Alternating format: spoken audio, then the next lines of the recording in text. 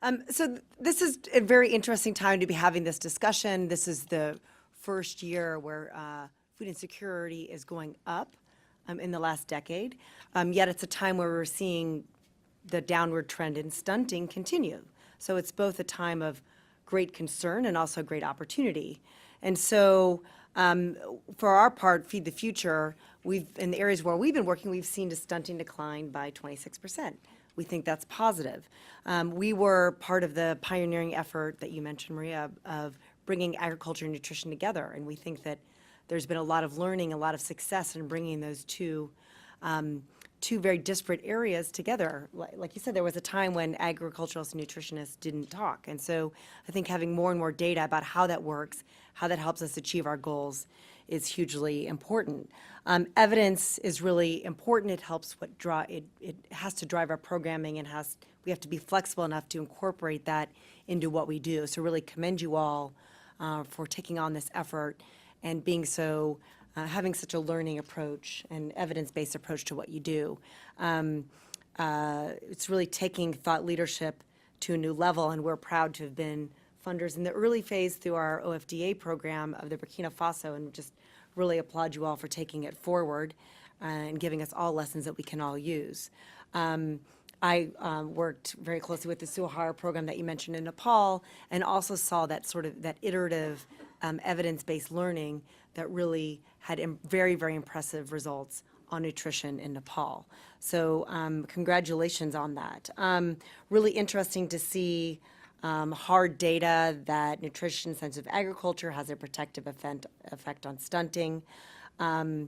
Recognizing that women are central, and also that the inclusion of WASH can show a decrease in anemia. I think that's very, very important. We have to really push on that and learn why not stunting, but why so much on anemia. And of course, there's some theories out there, but what does that mean for our programming going forward? In Feed the Future, we're embarking on our second phase after the passing of the Global Food Security Act in 2016. And as we end our second phase, that's building on what we've learned and how we are to take this forward, we're definitely looking at having a more holistic view of nutrition that does bring in WASH. So we're interested to learn more about that. Women's empowerment has always been front and center and will continue to be very front and center. We applaud Canada on its feminist assistance policy. Also looking at new ways using technology to collect data in real time so we can get this kind of information on a more iterative, very, very quick basis and less expensive.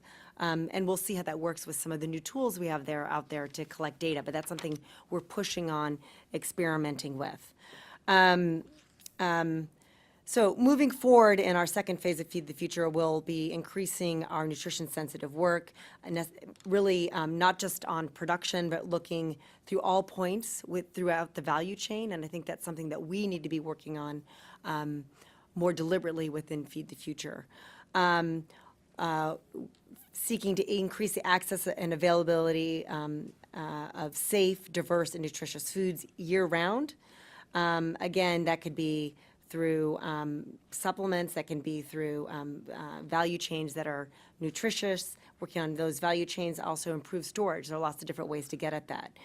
Behavior change, increasing the demand for nutritious and safe food, all very, very important. Really seeking to push more into these multi-sectoral partnerships with governments, with private sector, with civil society and other actors. We have also been really pushing on the research agenda. Feed the Future's launched a new global food security research strategy, and really making sure that nutrition is elevated within that strategy throughout all the different strains of work within it. So we look forward to hearing the questions and the discussion today. Really exciting to see the evidence and look forward to our continued partnership in this really important area.